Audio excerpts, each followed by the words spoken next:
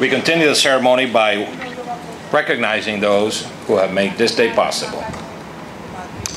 Beginning with the Mayor of Florida City, Mr. Otis Wallace.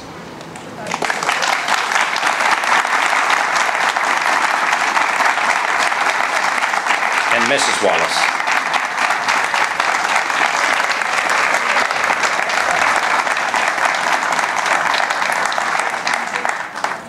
I also wish to recognize Mr. Ruben Arias of the Miami-Dade County Director of Public Affairs.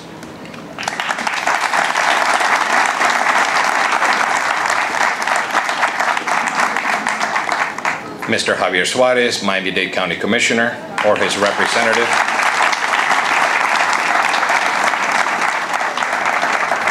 Mr. R.S. Shiver, Florida City Commissioner.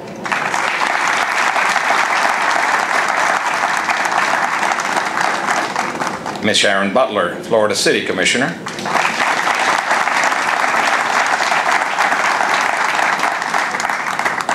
Avis Brown, Florida City Vice Mayor.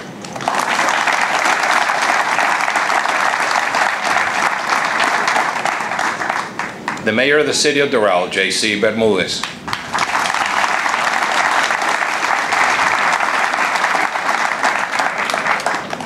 Representing U.S. Senator Marco Rubio, Aline Cruz Higgins is here.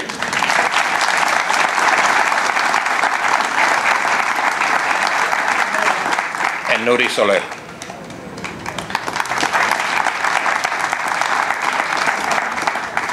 Also Alina Garcia, who is representing Congressman David Rivera.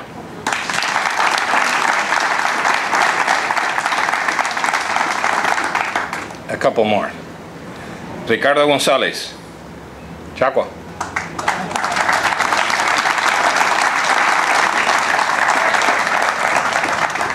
He's the executive aide of Miami-Dade County District 7 and a Florida City alumni. Amen.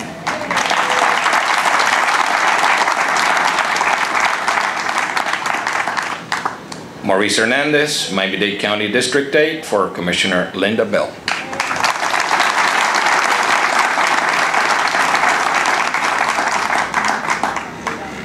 Esperanza de Varona, Cuban Heritage Collection Chairperson.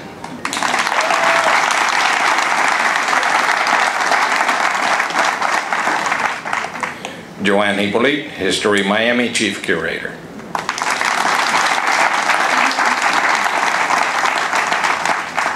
And Caridad McNamara, Barry University, Director of University Sponsorship Programs.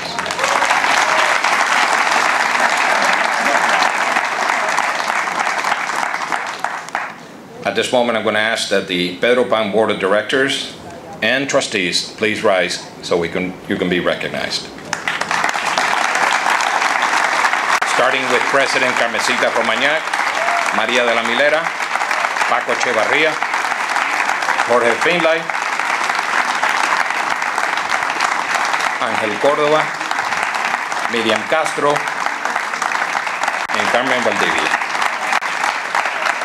who is the chairperson of this historic committee that has brought this event to us. All right.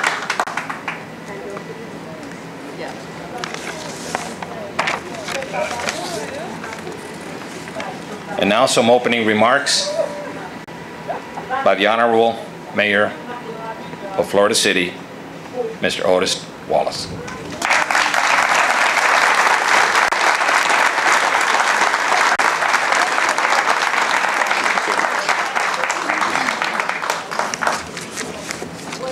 What a beautiful day the Lord has given us today. On behalf of the City of Florida City, the Vice Mayor, City Commission, and the people we so proudly represent, I'd like to thank you for joining us here today in this celebration and commemoration of Operation Pedro Pan, a true triumph of the human spirit. I spent my entire life in Florida City, and we've always called this area the Cuban village. And I never knew why. There were no Cubans here during my upbringing. And I venture to say most of the citizens of Florida City who still call this the Cuban village today don't know of the rich history of Pedro Pan. I think today is the beginning of fixing that. When I first became aware of the rich history of this area, I was truly moved. I didn't know that that generic name had such a rich history. I didn't know that for 19 years, Gene Leon, working with me at Florida City, was himself a Pedro Pan baby. And I worked with this guy for 19 years.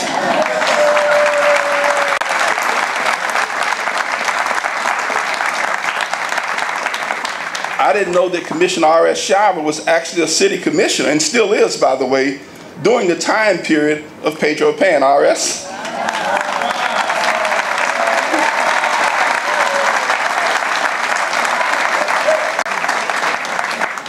It was unfortunate that it took so long for us to know our part in such a rich and wonderful history, but we're fixing that today. This democracy and freedom that we cherish has never, ever really been free. Throughout history, there have been sacrifices, pain and sacrifices of those who fought to get it and those who fought to keep it. This particular operation, I was really touched when I first heard the story, because I couldn't think of a greater love a parent can show than to make the sacrifice of separation to ensure that their kids would have the gift of freedom and democracy. Those of us that have had it all of our lives sometimes take it for granted. But when you see what type of sacrifices were meant by those to ensure that their kids had it, freedom means a lot more to me today than it did yesterday. And I think the offspring and children of the members of Operation Pedro Pan, you have a rich heritage born in freedom.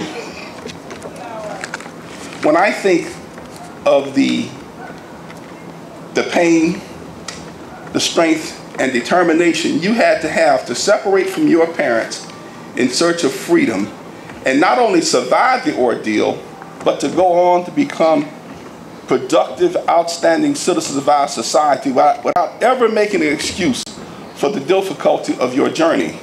I think you truly represent the best that is America. And I think the shining example you've shown here will be forever, ever remembered.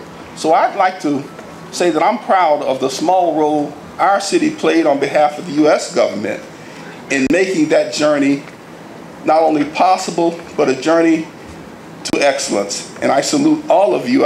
Since I found out about Pedro Pan, all over the county, I'm meeting people who tell me they were here.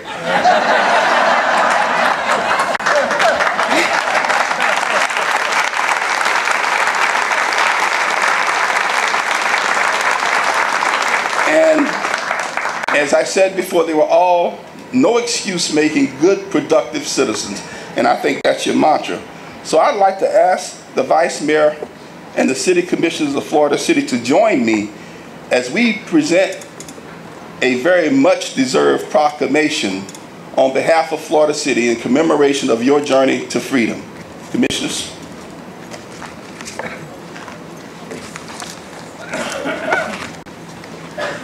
I used to be able to read these things without my glasses. Unfortunately, that time is gone with the wind. So I'd like to ask Carmencita to come forward as we present you with this proclamation on behalf of our community. Whereas Operation Pedro Pan Camp Incorporated is a non-profit organization created in 1991 by former children of Operation Pedro Pan. This organization was founded to fulfill a pledge of Thanksgiving done in 1990. And whereas the pledge was done to honor the sacrifice of the parents and the noble nation that welcomed us and the people who made it all possible, Monsignor Bryan Walsh, who I knew personally, a great man,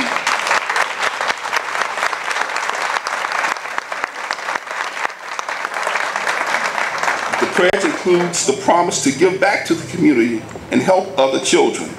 Whereas from its inception on December 26, 1960, until it came to an end on January 22nd, 1962, more than 14,000 children became part of the Pedro Pan exodus. The children were between the ages of 5 to 18 years of age and comprised every racial and social class representative of all regions of Cuba.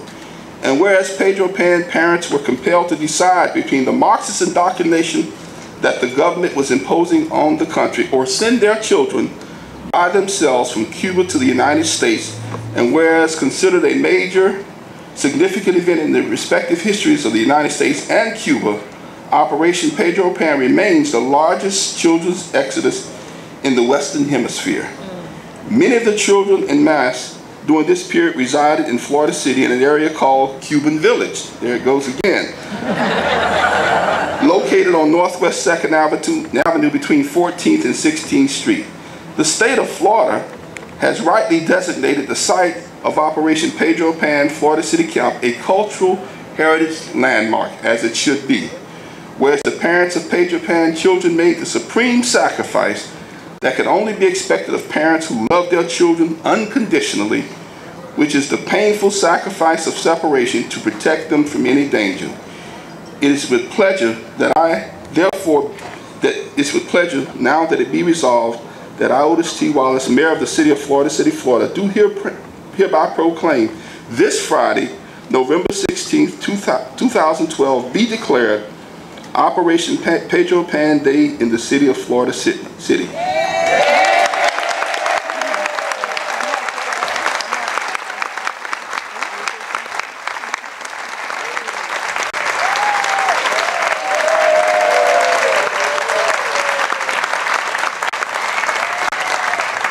And as we finish this celebration and move forward with it, with the unveiling of the street sign and the marquee here, I want kids in the future, when they ride their bicycles through this area, as I once did, and they look up and see this plaque and see this sign, that they beg the question, what is this all about? And I think this community needs to make a commitment that the kids in our school know what Operation Pedro Pan means. I know in Florida City, I'm going to suggest to our principal that they make the kids aware of this great story that took place under our very eyes. Thank you so much for coming out, and keep up the good work.